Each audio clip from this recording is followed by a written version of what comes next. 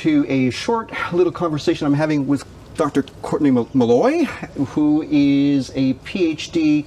What exactly? I'm trying to. I look at your title and it's really long. Program convener for the Bachelor of Innovation and Entrepreneurship. It sounds really important, doesn't it? I, as a program convener, so firstly, I'm an academic here, and I'm a lecturer here. So that really means that I do research and I teach into innovation and entrepreneurship. Right. And on top of that, I'm the program convener, which means that I look after our Bachelor of Innovation and Entrepreneurship program. Right. So if students have any questions about the program or about future career choices, I work with my colleagues to make sure what we're doing is best quality practice, that we're engaging with the community. So I guess I just have that kind of overall responsibility of overseeing the program. Super cool. And obviously, we had a conversation not too long ago with the idea of having you be a judge for the Young Entrepreneur Awards, the YES Awards, which is hosted by Wild Fig Service Alliance. Yep. And as we know, there was and back in 2019, the university was a primary sponsor. What was the reason for, or your belief in why they would want to continue to do that sponsorship at this point? I not only think, but I believe and know that the university has a really strong emphasis on innovation and entrepreneurship. Right. So starting right back from, we were, I think, the first or one of the first 2 universities in Australia to offer an undergraduate program fully focused on innovation and entrepreneurship. We have not only this undergraduate program, lots of focus in our postgraduate, but also lots of great things that allow community members to come in and be engaged in entrepreneurship activities like I2N, our maker space, various things like that. So it's a really important part of the university, not just in the business school, but as a whole. So hence it being a natural fit for us to support. Sure, absolutely. Yeah, it's great because the YES Awards have been running for quite a while now, and to have the university being a strong partner, and it makes an awful lot of a difference because it gives someone who's a young teenager in high school, grade 11, thinking about where do I go next? Well, somewhere to actually focus on. And with that in mind, what would you be recommending for the kids in the program? What should they be doing or talking about to their teachers to encourage them and encourage their teachers to become involved in this program? Okay. I truly believe that it is a great thing to be part of.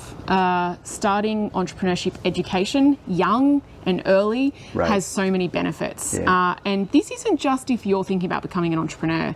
So the skills involved in being an entrepreneur, but even thinking about being an entrepreneur, in coming up with a business plan, in thinking through users' needs, in understanding challenges, the problem-solving skills involved, the leadership, all of those things are wrapped up in the process of developing a plan for something like this.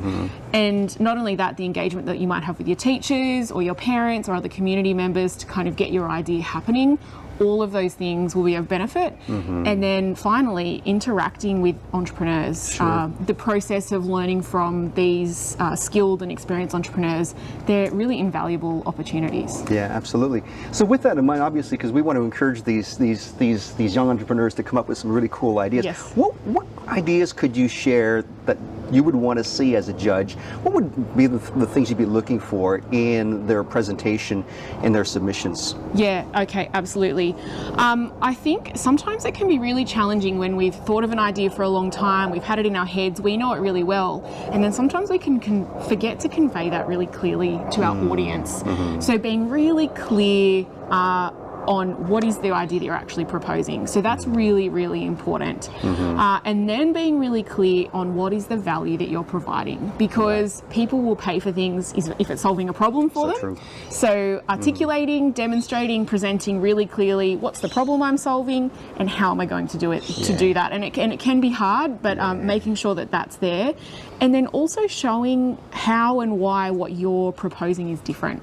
So what's the point of difference, and why is your opportunity worth pursuing against all of the other things that might already be available? Sure, cool, super. It's interesting because here on the Central Coast, people don't realize exactly how innovative the area actually is. There's so much going on. We've got programs having to do with energy, with food production. There's so much, but we need to broaden that out a little wee bit. And sometimes that point of innovation is where two ideas come together. Yep. Absolutely. So I'm going to actually run one more question for you, because this is really what I find particularly fascinating. Is when I look at the work that you've done, really when you see some of the businesses that have come from younger people, what have been the things that have really stood out in your mind and say, you know what, man, if I could have been at that age and came up with that idea. I think to be honest, and this is me, I don't know if this is the answer that you're looking for, Mark, but I think it's perseverance, being flexible, recognizing that the value of other people's ideas and thoughts, and being able to then adjust what you're thinking about, you know, given that feedback. I think those are really, really important things that I've seen. So persistence to keep going despite knockbacks, but also kind of being willing to listen and learn and go, how might I reshape this? Because very rarely is the first idea that we put forward potentially on a business plan like this what will actually be out there in the marketplace. So I think just recognizing that, and that really requires a lot of confidence in yourself. So I think that's really important. Cool. Yeah. Super. All right. And can I say one more thing? Yeah, please do. Please do. It is a passion of mine. I teach social entrepreneurship here at the university, and it's a personal passion. It's such a joy to teach. But what I love most about it is that it gives students the opportunity to think about a career pathway that actually aligns with their values. So students will come to me and say, you know, it was really important to me that I did something that I felt was contributing to the community, and now I can actually see where these two things line up. So I guess what I wanted to say to students was that a new business venture doesn't necessarily just have to be about making money.